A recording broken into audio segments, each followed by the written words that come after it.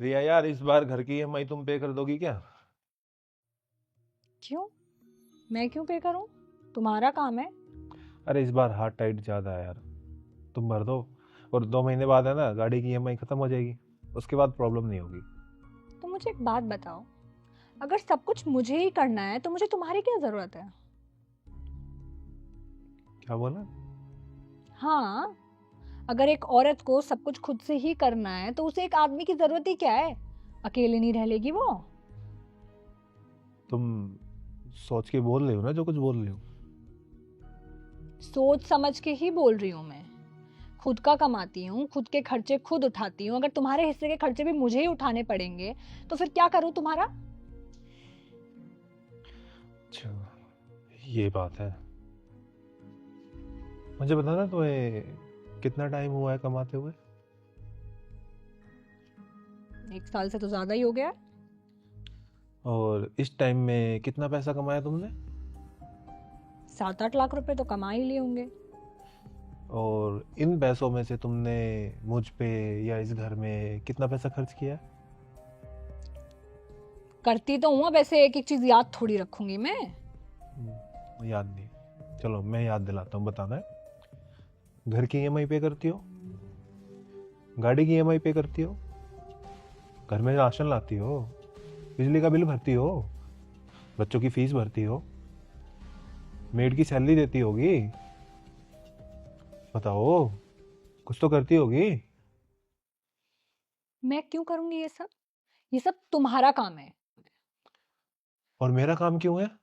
Because you are the provider, you are the man. अच्छा, मैं provider हूँ, मैं तो मैन हूँ। अब तुम्हें जवाब तुम्हारी लैंग्वेज में ही देता हूँ। अगर तुम घर में एक पैसा खर्च कर नहीं सकती, घर का एक काम नहीं कर सकती, तुम खाना नहीं बना सकती, कपड़े नहीं धो सकती, बर्तन नहीं धो सकती, अरे यहां तक कि तुम मुझे एक गिलास पानी तक नहीं देती, बाकी सब तो छोड़ ही दो, तो मुझे तुम्हारी क्या जरूरत है? जब सब कुछ मुझे खुद ही करना है तो मुझे एक औरत की क्या जरूरत है?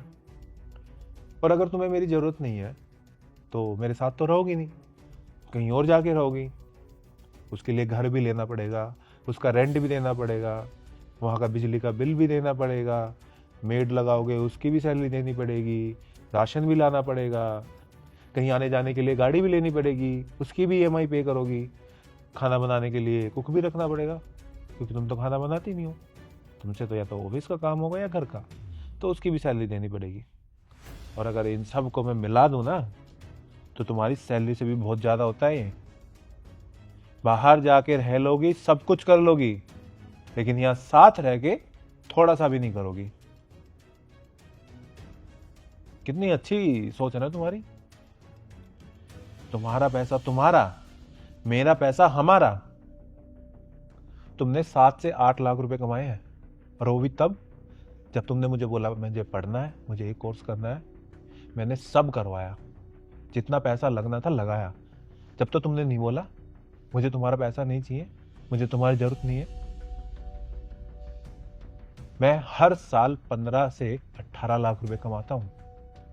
25 लाख की गाड़ी ली है, 3.5 करोड़ का एक घर लिया है। क्यों? किसके लिए? ये इतने पैसे में ना मैं पूरी दुनिया घूम लूंगा, हर कंट्री में अलग लड़की के साथ रहूंगा। क्या जरूरत है मुझे शादी करने की, बच्चे करने के बाद ये सारी जिम्मेदारियां लेने की?